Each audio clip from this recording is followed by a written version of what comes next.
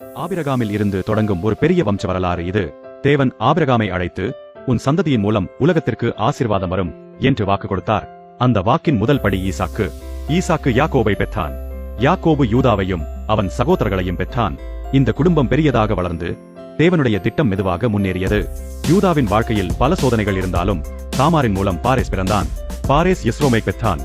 எஸ்ரோம் ஆராமை பெற்றான். பின்னர் ஆராம் அமினதாப், நகசோன், சல்மோன் என்று தலைமுறைகள் தொடர்ந்தன. சல்மோன் ராகாபை மணந்து போவாசை பெற்றான். ராகாப் ஒரு காலத்தில் பாவத்தில் இருந்தாலும் தேவனை நம்பியதால் இந்த வம்சத்தில் இடம் பெற்றாள். போவாஸ் ரூத்தினிடத்தில் ஓபேதை பெற்றான். ரூத் ஒரு வெளிநாட்டு பெண் என்றாலும் தேவனை தேர்ந்தெடுத்ததால் சேர்க்கப்பட்டாள். ஓபேத் ஈசாயை பெற்றான். ஈசாய் தாவீது ராஜாவை பெற்றான். தாவீதின் வாழ்க்கை உயர்வும் வீழ்ச்சியும் கலந்தது. ஆனால் தேவன் தாவீதிடம், உன் வம்சத்தில் இருந்து ராஜா வருவார் என்று வாக்கு கொடுத்தார். தாவீதின் பின்னர் சாலமோன், ரெகொபெயாம், அபியா, ஆசா என்று பல ராஜாக்கள் வந்தனர். சிலர் தேவனை நேசித்தனர், சிலர் வழிதவறினர். பின்னர் பாபிலோனுக்கு சிறை போன காலம் வந்தது. மக்கள் துன்பத்தில் இருந்தாலும் தேவன் அவர்களை மறக்கவில்லை. எகோனியா, சலாத்தியேல், சொரபாபேல் என்று வம்சம் தொடர்ந்தது. கடைசியாக யாக்கோ யோசேப்பை பெற்றான். யோசேப்பு மரியாளுடைய புருஷனானார். மரியாளிடத்தில் கிறிஸ்து எனப்படுகிற இயேசு பிறந்தார். இது வெறும் பெயர்கள் பட்டியல் அல்ல, இது தேவன் வாக்குத்தத்தத்தை தலைமுறை தலைமுறையாக நிறைவேற்றிய அற்புதமான கதை.